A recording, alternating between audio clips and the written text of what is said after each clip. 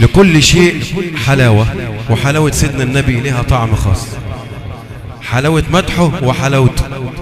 في كل مولد النبوي الشريف يقول لك انت جبت لي الحلاوة، تروح لاختك، تروح لعمتك، تروح لخالتك، جبت لي علبة الحلاوة. فشوف بقى شاعرنا العبقري وابراهيم راشد بيقدم للأمة المصرية ايه. احنا بنقول حلاوة الربيع، حلوى الربيع أتت بنور المولد. يعني الحلوى نفسها بتفرح علشان ذكره صلى الله عليه وسلم بيجي في المقام. فشوف ربنا بعتي صلى الله عليه وسلم. حلوى الربيع أتت بنور المولد. أنا عايز اسم الصلاة عليه بقى يفرح الناس. وشدت عبيرا في رياض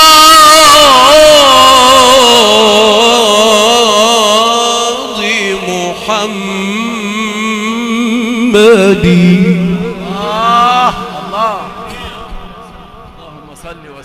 حلوى الربيع صلى الله عليه وسلم.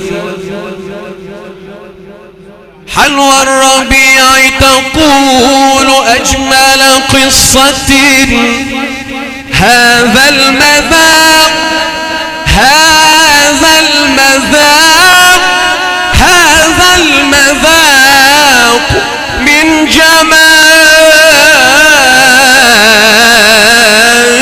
محمد صلى الله عليه وسلم. حلوى الربيع مع المذاق تجملت.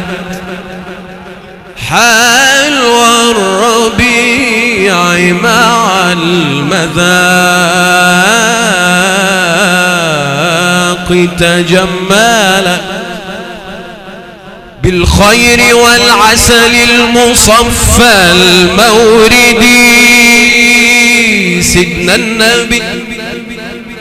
حلوى الربيع تقول هيا أقبلوا وكلوا هنيئا في ليالي المولد.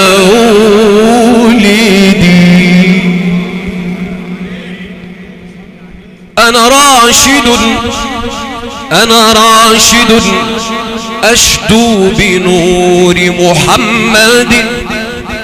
أنا راشد أشدو بنور المصطفى. لا تحرموني من حلاوة المولد. الحلاوة ليها طعم مع سيدنا النبي، حلاوة الصلاة عليه.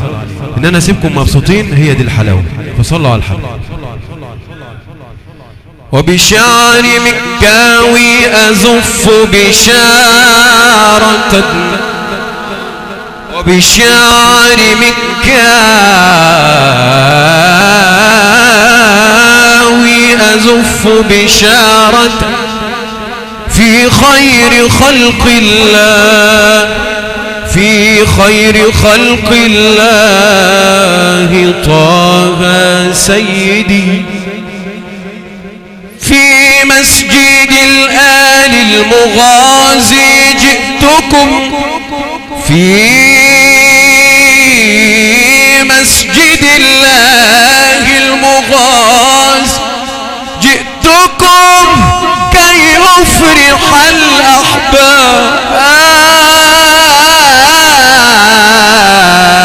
بالنور